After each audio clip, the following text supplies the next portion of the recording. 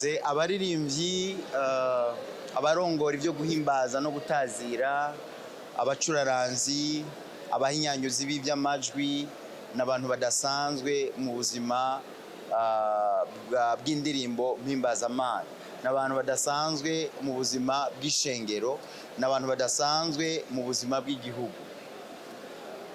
Iyi seminaire yabo ni seminaire ifise igikorwa nkoramutima gifise intumbero yo gukomeza umutima wo guhimbaza no gutazira Imana mu rurimi kavukire.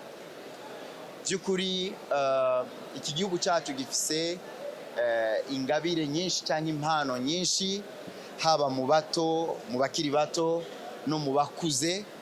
Ni impano nyinshi usanga ahantu hose, ariko izo mpano zirakwiye gutegwa intege mu kuronswa inyigisho. Abene izo ngabire kuja hamwe kubegeranya nk'uku ni ukugira ngo tugumane intumbero y'icyatumye Imana iduha izi ngabire, kugira ngo zikorere intumbero yayo nyamukuru, zikorere ishengero, zikorere igihugu cyacu. Kubera ko ingabire yose cyangwa impano idafise intumbero ishingiye ku Mana ikoreshwa ibitari byo.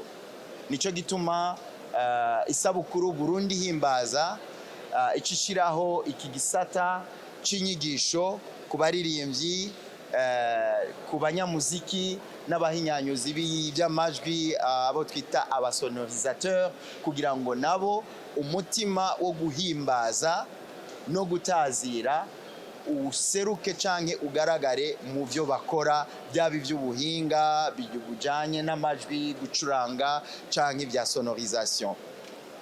Nico gituma twese nk'abene gihugu baba baje bava mu madini atandukanye, umuhamagaro ni wa wundi nyene.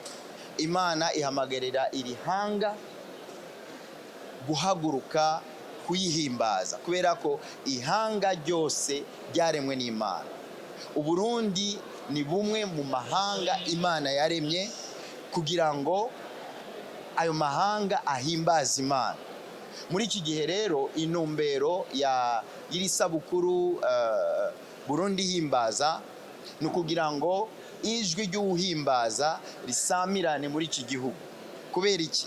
Kubera ko tumaze imyaka myinshi hari ayandi majwi asamirana, amajwi aca intege ugwaruka, amajwi aca intege imiryango, amajwi aca intege abene gihugu, amajwi y'ubukene, amajwi yo kunanirwa, amajwi y'ubwicanyi, inzankano mu miryango, inzankano mu gihugu. Ayo majwi yose na majwi aza gufutanya igihugu, ariko hagati y'ayo majwi hari ijwi rihimbaza. Uburundi burafise icyo Imana yaburemeye. Icyo Imana yaburemeye rero si ukuguma muri uko gufutana mu bukene, kurera amaboko, ubunebwe n'amafuti yose. Ugasanga ugwaruka ruri mu biyayuramutwe, ugasanga abapapa cyangwa abamama bataye intumbero, ntibakitwararitse ingo zabo. Ibyo byose ni ibikorwa Satani azana mu buzima bw'abantu kugira ngo ntibashobore gutazira. Abarundi rero nitwahaguruka tugatazira, tugahimbaza Imana, ni ukuvuga ngo ni igihe zina murundi wese ahindukirira umuremyi wiwe, akava mu bube gito, urwaruka rukava mu kurera amaboko, abakuru n'abato twese tukitaba umuhamagaro, tugakora icyo Imana yaturemeye gukora mu mutima uyihimbaza kandi umutima uyubaha. Aho niho tuzoba duhindutse ijwi rihimbaza.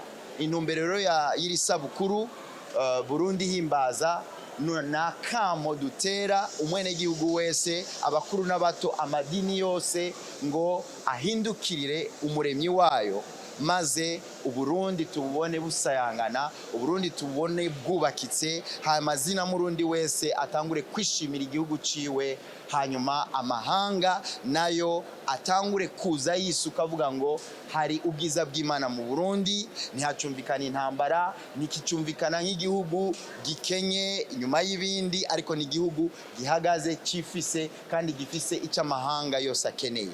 Ndabashimiye.